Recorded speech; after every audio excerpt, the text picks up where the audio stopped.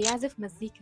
المعنى الحقيقي للدمج ما بين الحاضر والماضي. الفستان ده بالنسبة لي كمل المعادلة لاختيار مكان المتحف الجديد قدام الأهرامات، لأنه فعلا بيجمع ما بين الأزياء عند المصري القديم والأزياء بتاعتنا دلوقتي في الحاضر، والفساتين بتكون عاملة ازاي. ده غير طبعا فكرة إني أستخدم عنصر واحد للفستان كله من حقبة زمنية كانت مليانة بالأحجار الكريمة. الفستان كله بيعتمد على البيجل بيد أو خرز البوق اللي كان برضو بيستخدم عند المصري القديم.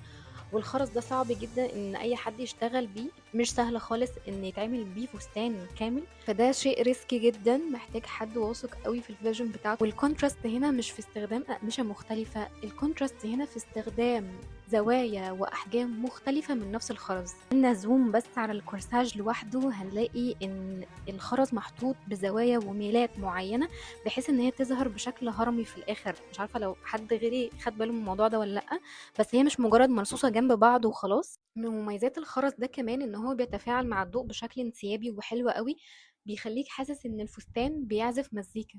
اللقطة دي في العرض وشيرين لابسة الفستان ووراها باب المتحف الكبير حسستني فعلا ان ده كان الغرض والمعنى ورا الفستان، وهو الدمج ما بين الزمنين، وكأن الفستان انعكاس للمتحف نفسه. حقيقي تحية للمصممة العبقرية نور عزازي على عمل فيه فكر وجرأة وجمال نادر زي ده.